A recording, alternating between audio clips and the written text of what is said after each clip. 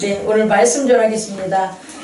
마태복음 1장입니다. 마태복음 1장. 사도행전은 수요 예배와 화요 제자훈련을 오시면 복음서 위에 놀라운 말씀의 장으로 여러분들이 갈 수 있습니다. 또한 저는 그때가 시간이 안 돼서 목요일이나 금요일 밤에 오고 싶습니다. 마음대로 하시고 오시면 여러분에게 복음서 이외에 충분한 말씀들을 나눌 테니까 함께 하시는 귀한 시간 갖기를 원합니다. 다시 복음서로 돌아왔습니다.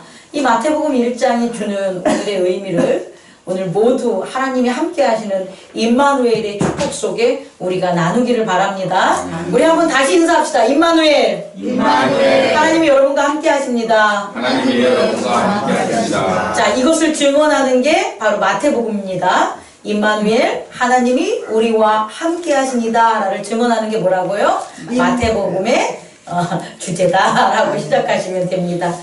마태복음을 보면 우리 사람들이 계보가 나오는데 예수의 족보, 예수의 계보 이런 식으로 이제 한글로 이렇게 번역을 하는데요. 우리 그 점에 대해서도 한번 다시 그것들이 과연 올바른 건가, 좀 더 나은 방법은 없을까, 좀 더 생각하는 시간을 가졌으면 좋겠습니다. 오늘 1장 마태복음 1절 보면 아브라함과 다윗의 자손 예수 그리스도의 계보라 이렇게 나오는데, 제가 그 헬라 원어를 보면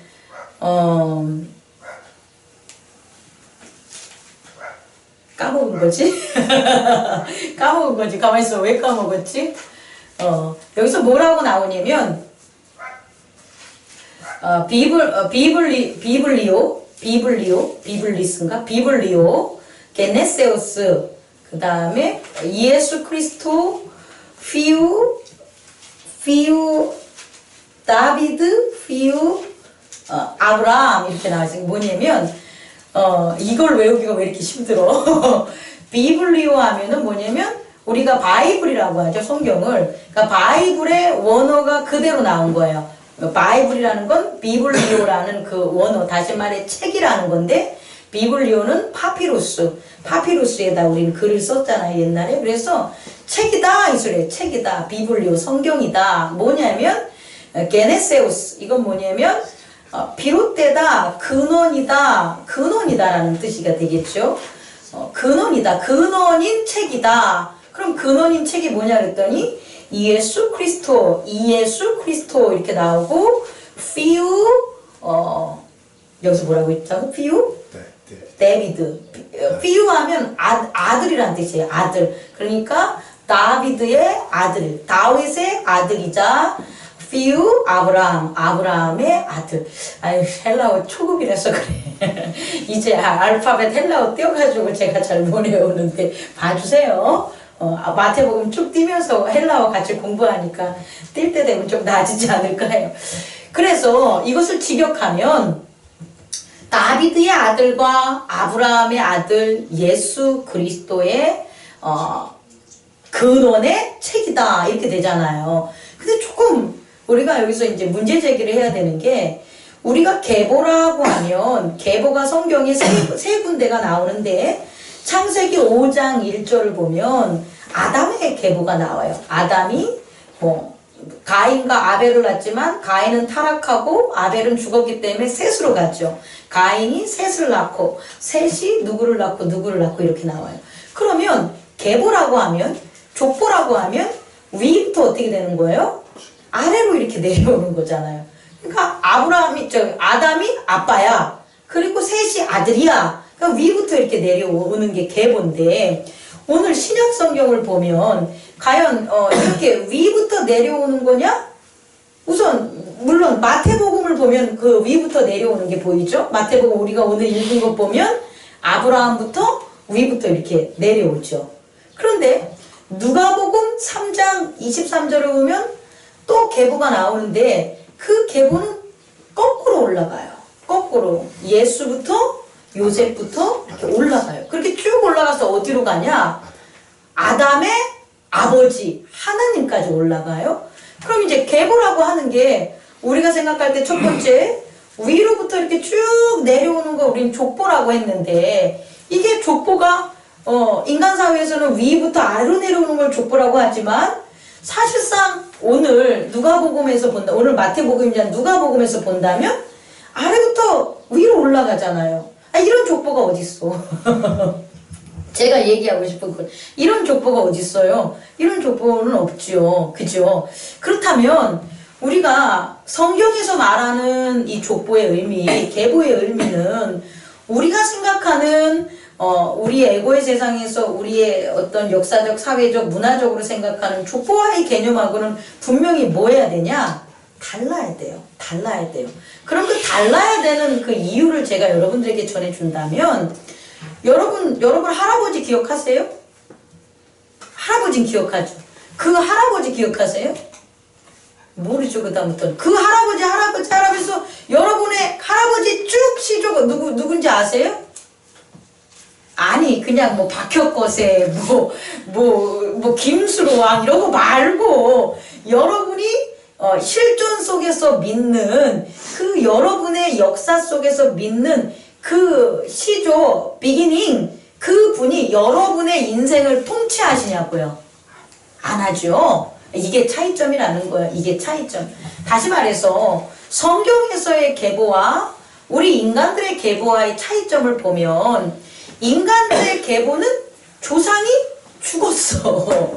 조상이 죽어서 조상을 살아있다라고 하지 않는다는 거예요. 살아있지 않기 때문에 그 죽은 조상을 뭐 하는 거예요?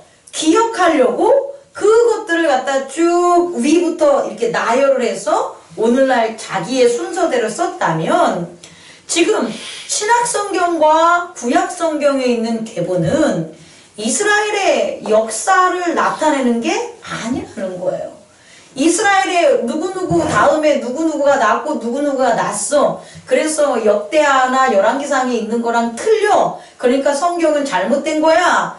이렇게 주장하는 사람들이 사실은 오류라는 거죠. 잘못됐다는 거죠. 왜냐면 족보의 차원이 아니에요. 족보가 아니에요. 오늘 정정해 줄게요. 이건 족보나 계보가 아니라 세계예요. 뭐라고요? 세계. 왜냐하면 그 시작점에 있었던 그 아버지가 뭐 했기 때문이에요? 살아계시기 때문이에요. 다시 말해 구약에 있던 하나님은 살아계셔요? 안 살아계셔요? 살아계시는 거예요. 그런데 구약에서는 아직 예수 그리스도가 안 왔기 때문에 하나님부터 안 하고 누구부터예요? 아담부터 했겠죠. 그럼 뭐 이거는 우리가 생각하는 그런 지금 하나님의 세계를 두냐 안 두냐라면 저는 두고 싶어요. 왜냐하면 증명을 하는 거니까. 하나님의 세계를 아담부터 증명이 되니까. 다시 말해 족보의 시작점이 창조자가 하나님이라는 것을 밝힌 게 창세기 구약 5장 1절부터라는 거죠. 다시 말해 살아계신 하나님을 나타내는 거지. 그 살아계신 하나님을 이렇게 제쳐놓고 거기에 나온 아담을 강조하는 것도 아니고 셋을 강조하는 것도 아니라는 거예요. 아담이 기록된 것은 누구 때문에 기록하는 거다? 살아계신 하나님 때문에 기록하는 거고, 셋이 기록된 것은 누구 때문에 기록하는 거다? 살아계신 하나님 때문에 기록하는 거다. 야곱을 기록하는 것도 누구를 기록하는 거다? 살아계신 하나님을 기록하기 때문에 나온 거라는 거죠. 그래서 족보라고 보기보다는 하나님의 세계다라고 보는 게 맞다는 거죠. 또한 오늘 우리가 시작되는 마태복음 1장을 보면 여기서는 아브라함부터 나오는데 아브라함은 이삭을 낳고 이삭은 야곱을 낳고 야곱은 유다를 낳고 쭉 나오는 것은 도대체 그럼 살아계신 누구를 나타내는 거냐라는 거예요. 누구를 나타내는 거예요? 예수 그리스도라는 거예요. 신약에 있어서의 계보는 살아계신 누구? 예수 그리스도를 나타내는 계보예요. 다시 말해서 마태복음에서는 그 예수 그리스도가 나타내시고 살아계셔서 함께하는 그 사람을 누구냐라고 증명하면 누구예요? 아브라함이 되는 거예요. 아브라함이 왜 중요하냐라고 보면 믿음의 조상이기 때문에 중요한데 아브라함이 가진 그 믿음이 뭐냐는 거예요. 좀 이따 다루겠지만 그 믿음은 그리스도에 대한 믿음이었다는 거예요.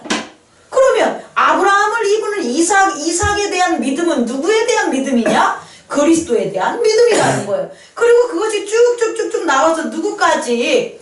요셉까지, 요셉의 아버지 야곱이라든지 요셉까지에 있었던 그 예수 그리스도의 아버지라고는 여기는 안 나와 있어요. 다시 말해 마리아의 남편 된 누구? 요셉까지 누구를 믿었다는 거예요? 그리스도를 믿었다는 거예요. 자, 이제 정리가 되겠죠. 우리는 많은 이단들과 많은 성경을 비평하거나 성경의 오류를 찾는 많은 사람들이 역사적으로 족보적으로 막 하면 이게 안 맞아요. 안 맞는 걸 가지고 성경이 엉터리 아니야 라고 한다면 거기에 뭐 하지 말라? 개념치 말라. 왜 개념치 말아야 되냐면 성경은 죽은 자들을 이어나는 게 아니라 살아계신 누구다? 하나님과 살아계신 그리스도를 증명하는 계보다. 그래서 계보라기보다는 어떻게 얘기해야 되냐면 하나님의 세계다. 여호와 하나님의 세계다. 또 하나는 어떻게 표현해요? 예수 그리스도의 세계다. 이렇게 표현해야 돼요. 그래서 예전 성경을 보면 개역 한글을 보면 예수 그리스도의 세계라고 표현을 했어요. 그런데 성경이 개역 개정을 하면서 예수 그리스도의 계보로 이렇게 바뀐 거예요. 근데 저는 오히려 개역 한글에 있었던 그 직역의 의미가 아니라 전체 의역적인 그런 서기적인 의미에서의 이 표현이 옳다, 맞다고 여러분에게 전달해주고 싶어요. 다시 말해서 우리가 하는 계보는 인간의 계보가 아니라 누구의 계보다? 살아계신 그리스도를 나타내기 때문에 그리스도가 다비드의 아들이 될 수는 없는 거예요. 그리스도가 누구의 아들이 될 수 없는 거예요? 아브라함의 아들이 될 수 없는 거예요. 물론 아브라함과 다비드는 무엇을 믿었냐? 너희를 통해 너희에게 내 아들을 보낼 거야 라는 걸 믿었다는 거예요. 다시 말해 그들이 믿었던 믿음은 뭐냐면 아브라함이나 다윗이나 그리스도께서 우리에게 뭐 하신다는 거예요? 오신다는 거예요. 메시아로 오신다는 거예요. 그 메시아로 올 때에 Son of Man, 인자라는 여러 가지 어쨌든 선지자들의 예언이라든지 하나님의 말씀의 계시라든지 그런 것들을 영향을 받았겠죠. 물론 그게 여기에 꼭 박혀서 적혀 있지는 않지만 그와 같은 메시아론이 그와 같은 인자와 같은 그런 어떤 선지자들의 예언을 그들은 믿었더라는 걸 우리가 알아둬요. 그래서 다시 말해서 인간의 계보가 아니라 마태복음에 나온 계보가 아니라 뭐다? 세계다. 그리스도의 세계다라는 것을 여러분이 알아두셨으면 좋겠습니다. 자, 그래서 이제 오늘 두 번째로 말씀을 전달하면 그럼 이와 같은 그 인간들이 사실상 바로 아버지 때도 있지만 바로 아버지 때도 아닌 거잖아요. 다시 말해 오늘 말씀을 보면 되게 신기한 말씀들이 여기 있다는 거죠. 왜 그럴까, 채원아? 여기 보면 어떻게 돼 있냐면 이 성경에 나온 이 아브라함과 이삭과 야곱과 유다와 다말, 베레스로 연결되는 이 분들이 여러분이 생각하면 어떤 사람들 같아요? 믿음이 아주 충만했을 것 같아요? 고개 끄덕끄덕? 그렇지 않는다는 거야. 그렇지 않는다는 거예요. 중요한 건 뭐냐면 믿음이 충만하고 믿음이 잘 세워지고 족보가 있다고 해가지고 여기에 이름이 기록된 게 아니라는 거예요. 여기 기록된 건 다시 말해서 그리스도의 능력과 그리스도의 나타내심을 믿는 겨자씨만한 믿음이 있으면 혹은 무슨 나무, 제일 큰 나무가 뭐야? 우리 어린 왕자에 나오는 바오밥 나무? 그래요. 겨자씨만한 믿음을 요만큼 가진 사람이나 바오밥 나무 같은 큰 믿음을 가진 사람이나 누구에 대한 믿음? 그리스도에 대한 믿음, 그리스도의 세계의 믿음이 가진 자는 여기 다 적혀 있다는 거예요. 신기하지 않습니까? 제가 여러분에게 말씀드리는 것은 여기에 나온 인물들은 그리스도의 믿음을 나타내는 게 당연히 전제가 되는데 그 믿음이 다 일관적인 순서대로 높거나 많거나 그런 분들이 있는 게 아니라는 거예요. 다시 말해 여러분들과 저와 우리들이 이 계보에 들어갈 수 있다라는 거예요. 그 계보를 제가 여러분에게 저의 지식과 제가 연구한 성경으로 전한다면 생명책이라는 거죠. 생명책. 다시 말해 예수 그리스도가 우리의 이름을 적는 그 생명책. 그 생명책이 오늘 이 계보 이후, 다시 말해 오늘은 예수 그리스도까지만 여기가 적혀 있지만 그 이유는 다 누가 적는 거예요? 예수 그리스도의 생명책에 적혀 있고 저와 여러분들의 이름도 그곳에 적혀 있다 안 적혀 있다? 적혀 있으시면 아멘 해주시기 바랍니다. 아멘. 그 세계, 예수 그리스도의 세계를 전하는 거예요. 그래서 몇 가지만 살펴보면 제가 여러분들에게 제가 말하는 게 증명하기 위해서 얘기하면, 유다는 다말에게서 베레스를 낳고, 살몬은 라합에게서 보아스를 낳고, 보아스는 룻에게서 오벳을 낳고까지 보면 누가 들어가요? 여자들이 들어간다는 거예요. 근데 여기에 들어간 다말은, 여러분 아는 다말, 혹시 구약 우리 수요예배 오시면 아는데 다말은 누굽니까? 유다의 아들, 첫 번째 아들 엘의 와이프예요. 근데 엘이 죽죠. 그리고 그 동생도 또 아들 낳기 싫어서 뭐하다 또 죽죠. 그리고 세 번째 아들을 죽기 싫어가지고 이 유다가 어떻게 한 거예요? 이 와이프를 그러니까 아들의 그걸 뭐라 그러지? 며느리를 갖다 집으로 쫓아내고 연락을 안 하죠. 근데 이 며느리는 뭐 한 거예요? 아들을 낳아서 데리고 싶죠. 그래서 참녀로 속여가지고 누굴 만나요? 유다를 만나가지고 아기를 낳잖아요. 아니 우리 생각으로 해봐. 이게 말이 돼? 이게 말이 돼?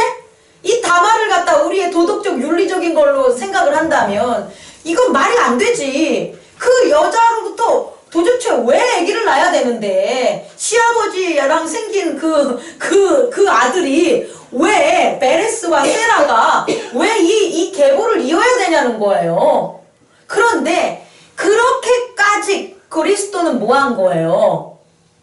그리스도가 나타나셔서 그렇게 그러한 사람들까지도 뭐 한다는 거예요? 그리스도를 믿고 하나님이 임마누엘 한다는 것을 알려준다는 거죠. 다시 말해 구약에서 그런 내용들은 생략돼 있어도 왜 다말이 유다의 아기를 낳으려고 그렇게 끊임없이 노력을 했냐는 거예요. 그냥 단순히 애 하나 아들 잘 키우는 인간적인 유전자적인 육적인 모습이라면 그렇게 할 이유가 없지요. 그런데 그리스도께서 나타나시는 그 계획을 위해서 그러한 사람까지 또 뭐 한다는 거예요? 믿게끔 그리스도의 세계로 놓아주게끔 그렇게 하시는 그 사랑 때문에 이렇게 진행됐다라는 것을 밝히는 거예요. 그러니까 성경을 윤리적으로 도덕적으로 바라보면 안 돼요. 또 교회에 와서 말씀을 윤리적, 도덕적, 철학적으로 해석을 해서도 역사적으로 해석을 해도 된다 안 된다? 안 된다는 거예요. 중요한 건 하나님이 우리와 함께 하시는 그리스도가 우리와 함께 하시는 그의 깊으신 뜻을 봐야 되는데 그 깊은 사랑에는 구별이 있다 없다, 차별이 없고 구별이 없다라는 거예요. 그리고 보면은 여기서 라합도 어떻게 되는 겁니까? 여리고성에 있었던 기생 아닙니까? 그 기생에게서 뭐 하는 거예요? 보아스를 낳았다라는 거예요. 그럼 뭐 때문에? 이 여자들의 뭐가 있었다면이에요? 그리스도에 대한 믿음이 있었다는 것을 우리는 뭐 할 수 있다? 당연히 추론할 수 있다라는 거예요. 그리고 또 보면은 룻도 어떻게 돼요? 엄마를 잘 섬겼던 그 룻도 가나안에서 이방으로 갔다 다시 돌아온 룻에게서도 뭐가 난다? 오벳이 난다는 거예요. 여러분 근데 깜짝 놀라지 마십시오. 이 여자들보다 더한 여자도 기록이 되어 있습니다. 근데 여기 뭐라고 기록이 되어 있냐면 6절에 보니까 여자의 이름을 밝히지도 않아. 여기서는 뭐라고 나오냐면 다윗은 우리야의 아내에게서 솔로몬을 낳았다. 아니 우리야의 아내가 바세바라는 걸 다 아는데도 여기다 기록을 했어요? 안 해요? 안 했어요. 왜? 뭐니까? 범죄함이니까. 다윗이 분명히 범죄해서 난 아이, 그 아이가 누구예요? 죽었지 우선. 그 아이는 죽었지만 그런 엄마로부터 난 그 두 번째 아들이 누구예요? 솔로몬이에요. 근데 그 솔로몬이 누구를 믿었다는 거예요? 그리스도를 믿었다는 거예요. 자 여러분 제가 여기까지 얘기로 여러분에게 할 수 있는 것은 뭐냐면 그리스도에 대한 믿음은 차별이 없다는 걸 얘기해 주는 거예요. 다시 말해 죄인에 이르기까지, 혹은 오늘날 세계는 없지만 창녀에 이르기까지, 혹은 똑똑한 누구에 이르기까지, 혹은 이방인에 이르기까지, 혹은 적들, 여리고성에 있는 적의 어떤 여자에 이르기까지 우리는 판단하지 말자는 거죠. 왜? 그곳에 누구의 뜻이 있다면 그리스도의 세계가 있고 그리스도의 사랑이 있으면 그 그리스도를 나타낼 수 있는 언약이 그들에게 믿음으로 있었다 없었다? 있었다는 거예요. 그걸 제게 여러분에게 전달하고 싶은 거예요. 그럼 이 믿음을 좀 더 구체적으로 얘기하면 히브리서 11장을 보면 이렇게 나와 있어요. 믿음은 바라는 것들의 실상이요 보이지 않는 것들의 증거니 선진들이 이로써 증거를 얻었다. 우리가 마태복음에서 나온 그분들을 선진이라고 우리 표현합시다. 히브리서에 기록한 선진과는 약간의 차이가 있지만 선진으로 봅시다. 마태는 그렇게 기록을 했으니까. 그럼 이 선진들의 믿음은 뭐냐? 우리가 말했던 것처럼 그리스도의 세계를 뭐 한 거예요? 믿었다는 거예요. 다시 말해 그리스도의 세계는 뭐냐 봤더니 1. 바라는 것들의 실상이다 그 소리예요. 여러분이 무엇을 바래? 바라죠? 근데 그 바라는 것들이 그리스도의 세계가 아니면 그건 허구라는 거예요. 여러분들이 장수하기를 바래. 근데 그게 나의 욕망이야. 혹은 나의 건강적인 노력이야. 육체적인 노력이야. 그러면 그 건강이 실상일까요? 허구일까요? 허구라는 거예요. 그리스도가 없으면. 그런데 우리가 바라는 것에 누가 있으면, 그리스도가 있으면 그게 실제적으로 존재하는 거예요. 눈으로 보이진 않지만 그 세계가 실제의 세계가 된다는 거예요. 그게 믿음이라는 거예요. 다시 얘기할게요. 우리의 선조들이 오늘 아브라함이나 이삭이나 혹은 우리가 그 족보에서 그 아들들을 낳게 한 누가 있어요? 다말이나 혹은 보아스를 낳게 한 라합이나 롯이나 혹은 우리아의 아내나 이들이 가지고 있었던 그들의 바람이 있었다는 거예요. 그들의 바람이 실제적으로 뭐냐 봤더니 그리스도의 사랑과 그리스도의 구원을 나타낼 수 있는 믿음이었다는 거예요. 그래서 그들은 우리가 인간적으로 생각할 때는 납득이 안 되지만 그런 가운데 그 그리스도에 대한 믿음으로 라합은 하나님을 믿어서 혼자 어떻게 한 거예요? 정탐꾼을 살려준 거고, 다말은 어떻게 하는 거예요? 유다한테 가진 구박을 받았지만 지혜를 내가지고 어떻게 되는 거예요? 결국 유다의 그 씨를 갖다 어떻게 하는 거예요? 낳은 거가 되는 거예요. 우리의 지금의 윤리적 도덕적인 생각으로는 도저히 이해가 안 가지만 이해하지 마요. 그들이 갖고 있었던 뭐는 이해하자, 믿음은 이해하자는 거예요. 그 믿음이 뭐냐 봤더니 바라는 것의 실상이다. 다시 말해 그리스도의 세계는 여러분이 바라는 것의 실상이에요. 그렇다면 여러분들은 무엇을 바랍니까? 여러분들이 바라는 게 있을 거 아닙니까? 그 바라는 것엔 반드시 누구의 세계가 있어야 된다? 그리스도의 세계가 있어야지만 실제적으로 그게 이 세상에 열리지. 그리스도의 세계가 아닌 것에 내가 무엇을 바란다면 믿음도 생기지가 않는다는 거예요. 믿음이 없이 단순히 기대하고 소망하고 원하는 원투적인 의미밖에 안 된다는 거예요. 그런 것들은 바람이 불고 비가 내리면 다 어떻게 돼요? 흔들릴 수밖에 없다라는 걸 여러분에게 전하고 싶어요. 두 번째 이들이 믿었던 건 뭐냐면 보이지 않는 것들의 증거라는 거예요. 그럼 보이지 않는 것들을 이들은 뭐 한 거예요? 믿음으로 증거했다라는 거예요. 그럼 보이지 않는 것들을 뭘 전했을까요? 뭘 했을까요? 우선 우리아의 아내 바세바를 한번 본다면 보이지 않는 건 뭐였을 것 같아요? 솔로몬이죠. 솔로몬이 이스라엘을 통치하는 그와 같은 번성, 그런 것들을 누가 믿고 있었다는 거예요? 바세바가 믿고 있었다는 거예요. 누구를 통해서? 다윗을 통해서 우리아의 아내 바세바는 그와 같은 뭘 가지고 있었던 거예요? 보이지 않는 것들을 뭐 한 거예요? 믿고 있었기 때문에 그의 믿음으로 말미암아 보이지 않는 것들이 딱 어떻게 된 거예요? 증거된 거예요. 그게 누구냐? 솔로몬의 세계가 된다라는 거예요. 우리는 이해가 안 가죠. 다시 한번 얘기하면 역사적으로, 도덕적으로, 윤리적으로 생각하면 도저히 이해가 안 가지만 그런 믿음이 뭐냐라고 보면 그런 믿음엔 공통점이 있는데 하나는 뭐냐? 여기서 말하는 것은 바라는 것에 실상이 됐고 또 하나는 보이지 않는 것에 증거가 된 게 뭐가 되냐? 믿음이 된다는 그 믿음을 가졌던 선진들을 여기서는 기록하고 있는 거예요. 그 믿음이 바로 뭐냐? 이꼴 그리스도라는 거예요. 그리스도의 세계가 없이는 믿어질 수가 없다라는 거예요. 다시 말해 이 눈에 보이는 이 사물을 이게 그리스도의 세계야 라고 믿으면 이 믿음 속에 얘를 잘해주고 보듬어주고 사랑해주고 얘가 죽어갈지라도 살리려는 뭐가 있는 거예요? 사랑이 있는 거예요. 근데 얘를 그냥 눈으로 보지만 그냥 얘는 나무야, 얘는 그리스도의 세계를 보지 않고 나무야 라고만 본다면 얘에 관심이 없다라는 거예요. 여러분들이 얘를 보고 뭘 믿겠어요? 얘가 말라진다고 해서 여러분들이 눈이 얘를 갈 것 같아요? 얘가 사라진다고 해서 여러분들이 이게 아쉬울 것 같아요? 전혀 아니라는 거예요. 다시 말해 그건 믿음이 아니라는 거예요.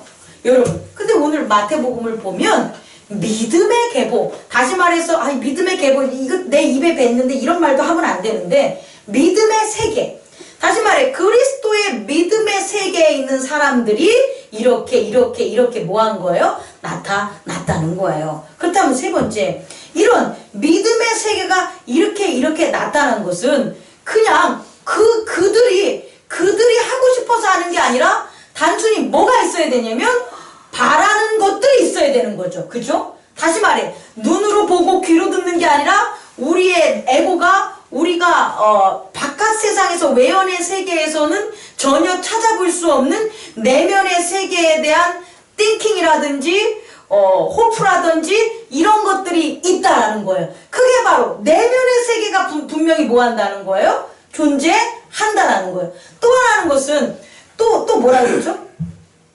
보이지 않는 보이지 않는 세계, 보이지 않는 존재들이 뭐 한다는 거예요? 있다라는 거죠. 그들이 뭐 한다는 거예요? 증거한다는 거예요. 그게 뭐냐는 거예요. 그리스도와 하나님이라는 거예요. 그리고 하나님과 그리스도는 결국 하나님은 자신을 뭐 한다는 거예요? 나타내시겠다는 거예요. 그리스도는 어떻게 한다는 거예요? 자신을 나타내시겠다는 거예요. 다시 말해 지난주에 우리가 선지의 세계로 요한복음 21장을 끝냈던 것처럼 그리스도와 하나님과 성령님께서 뭐 하시겠다는 거예요? 여러분과 임마누엘 하시겠다는 거예요. 그래서 그에 대한 방법을 조금 더 세 번째로 전하고 오늘의 말씀을 마치겠습니다. 누가복음 3장을 한번 살펴보면요. 누가복음 1장 15절과 35절의 내용을 보면 제가 읽어드릴게요. 누가복음 1장. 이는 그가 주 앞에 큰 자가 되며 포도주나 독한 술을 마시지 아니하며 모태로부터 성령의 충만함을 받아. 35절. 성령이 내게 임하시고 지극히 높으신 이의 능력이 너를 덮으시리니 이러므로 나실 바 거룩하신 이는 하나님의 아들이라 일컬음을 받으리라. 이제 보십시오. 하나님의 아들이라 일컬음을 받는 자가 난다는 거예요. 그 전까지는 하나님의 아들이라고 일컬음을 받는 자들, 유대인들에겐 없었어요. 로마인들은 뭐 헬라 철학에 의해서 하나님의 아들이라는 말을 썼지만 유대인들에게 있어서는 하나님의 아들이라는 말을 쓸 수가 없어요. 왜? 하나님이라는 이름조차 못 쓰는데 그의 아들이 어떻게 나올 수가 있겠어요? 우상숭배도 안 되는데 하나님의 아들이라는 그 하나님의 아들은 메시아, 구세주, 그리스도라는 의미랑은 조금 달라요. 다시 말해 그들이 믿고 있는 하나님의 아들이라는 개념 자체가 그들에게는 상당히 낯설은 용어일 수밖에 없어요. 그리스도라는 용어는 메시아, 구원자라는 용어는 선지자들의 예언으로부터 당연히 그들에겐 익숙할 수 있고 바랄 수 있지만 하나님의 아들이라는 용어는 쉽지 않다라는 거예요. 왜? 그들이 섬기는 하나님은 한 분이기 때문에. 그런데 이제 하나님의 아들이 거예요? 오셨다는 거예요. 뭐 이게 헬라어로 하면 F 에르코만이라고 하는데 나타나셔, 오셨어. 에르코마이가 오시다는 뜻이에요. 오셨다는 거예요. 근데 이게 되게 중요한 거기 때문에 여러분에게 하는 거예요. 이런 세계가 없었다니까요. 하나님의 아들이 그렇게 일컬음을 칭한 것, 콜드 되는 그런 사람이 안 왔다는 거예요. 근데 그분이 왔다는 거죠. 근데 더 중요한 거는 그분이 와서 뭐 했다는 거예요? 여러분들을 하나님의 아들이라고 콜드 한다는 거예요. 너무 대단하지 않습니까?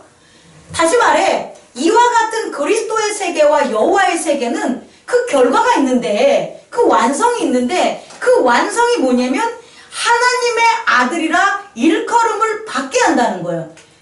더 쉽게 말하면 모두를 뭐로 만든다는 거예요? 하나님의 아들로 만든다는 거예요.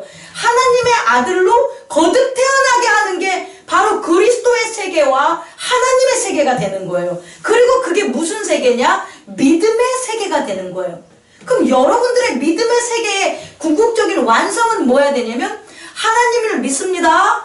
예수 그리스도를 믿습니다. 성령님을 믿습니다가 아니라 하나님의 아들인 저를 믿습니다 그래야 되는 거예요. 다시 하나님의 아들 된 저를 믿습니다. 내가 하나님의 아들이로 일컬음을 받는 것을 믿는 것까지 바로 하나님께서 생각하시는 그런 그리스도의 세계와 하나님의 세계가 된다라는 거예요.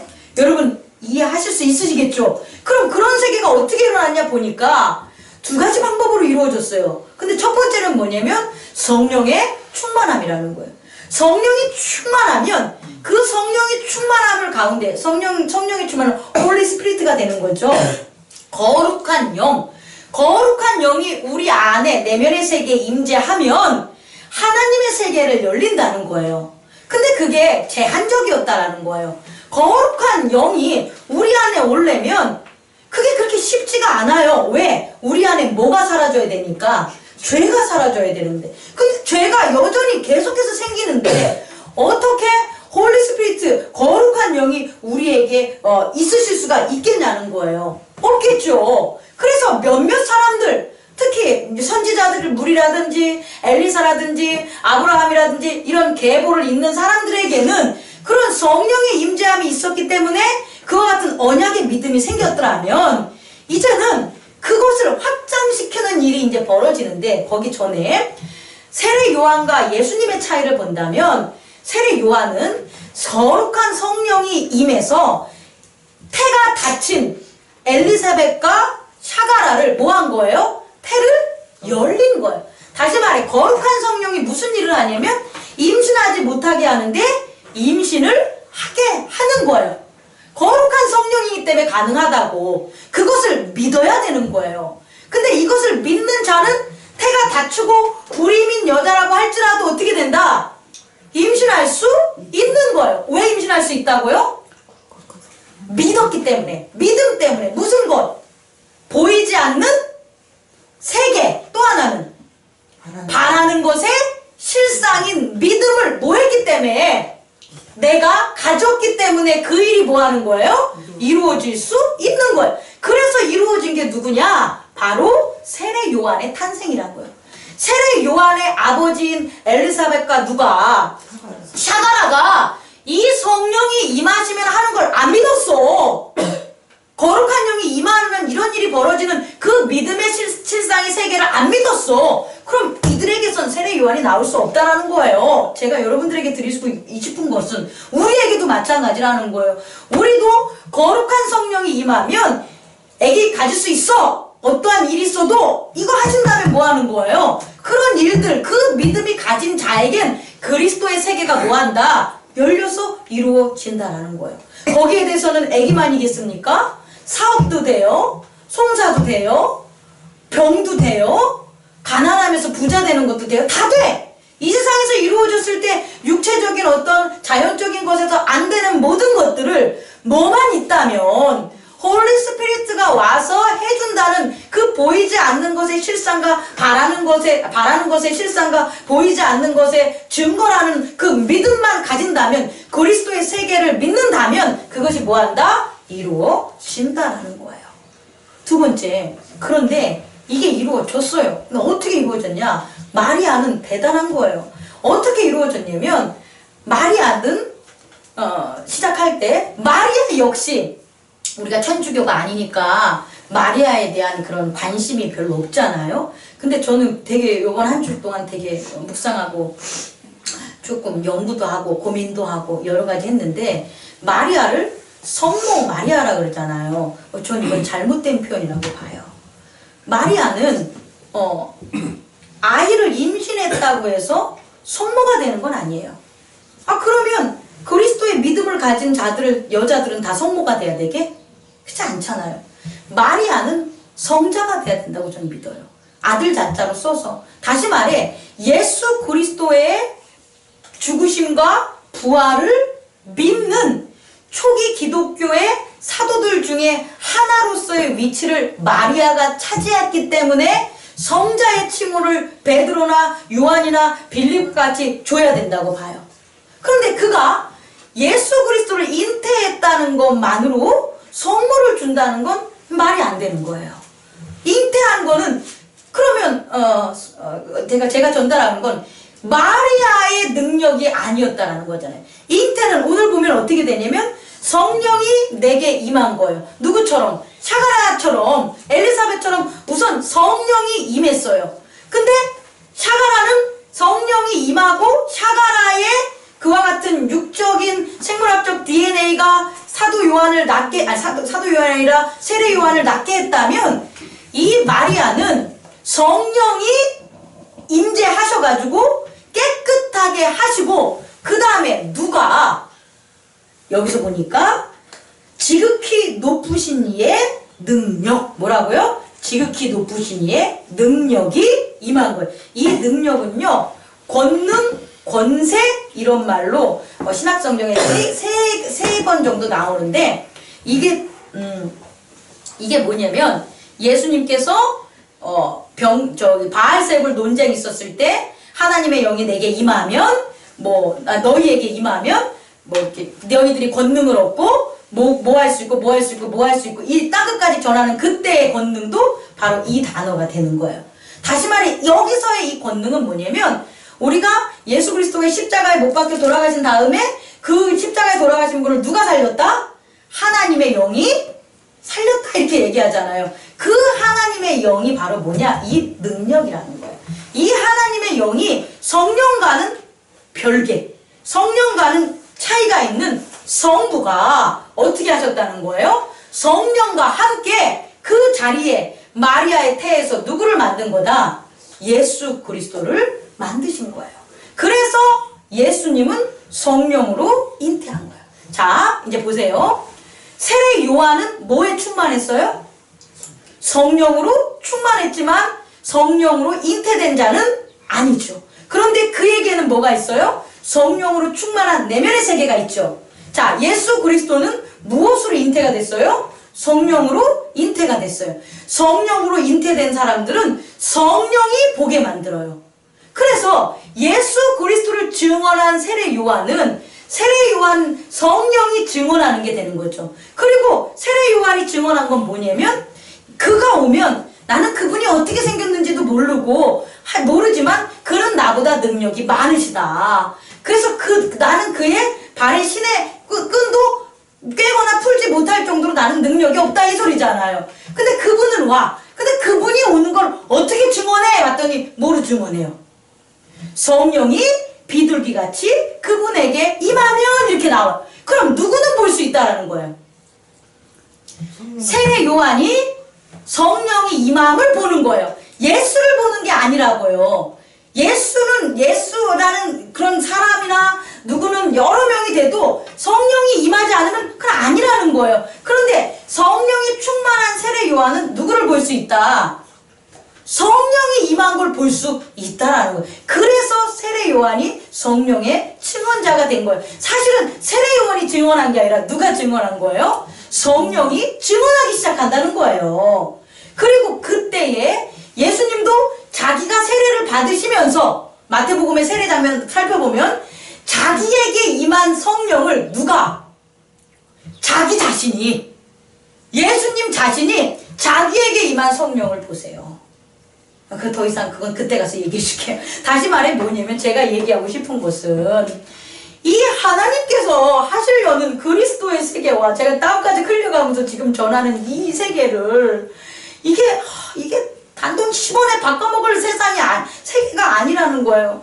이게 단돈 뭐 몇천 원, 몇만 원, 몇백억, 몇 조 이런 걸로 바꿔먹을 세계가 아니라는 거예요. 이게 엄청난 세계라는 걸 제가 여러분에게 지금 이렇게 땀이 숭숭숭 하면서 전하는 거예요. 뭐냐면 성령으로 시작이 돼서 성령으로 증언을 시키고 성령으로 낫게 해서 성령이 증언하는 그러한 하나님의 아들들의 세계를 뭐 하겠다? 만들겠다라는 거예요.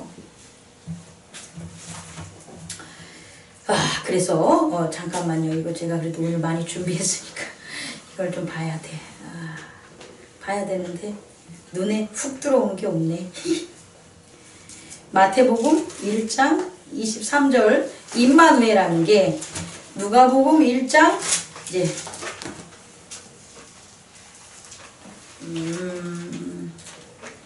끝내야 되겠다.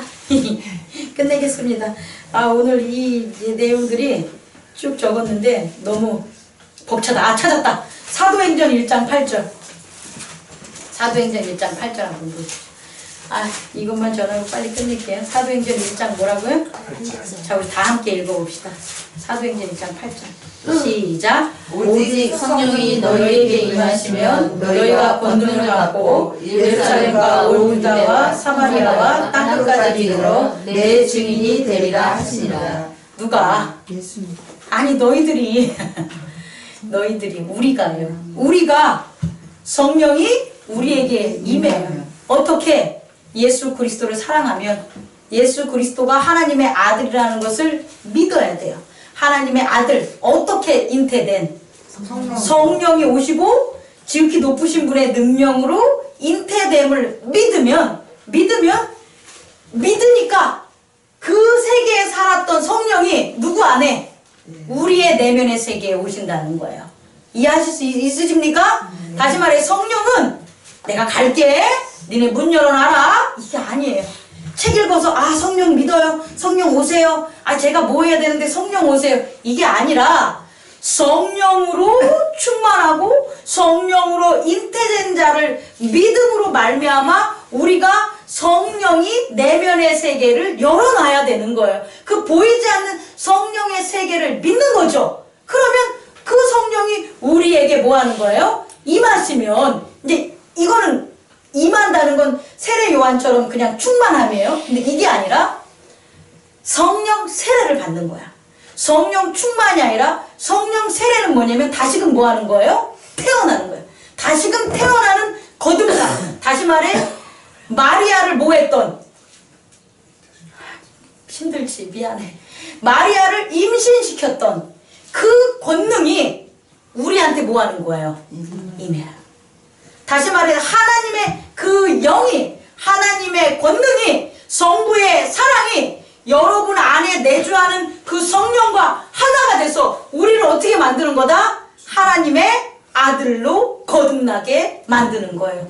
그것을 믿고 그것을 세우고 그것을 전하면서 나간 수많은 자들이 사도행전에 쭉 있어요. 그래서 사도행전 이전에 나왔던 믿음의 계보 그보다 더 다른 거예요. 사도행전에 나온 그분들은 성령이 직접 임해서 성령으로 거듭남으로 가는, 특히 바울 같은 그런 사도는 그런 모습들을 우리에게 보여준다는 거죠. 그런 모습으로 저와 여러분들이 나아갑니다. 그 나가는 게 오늘 마태복음 1장에서 전하는 바로 뭐냐?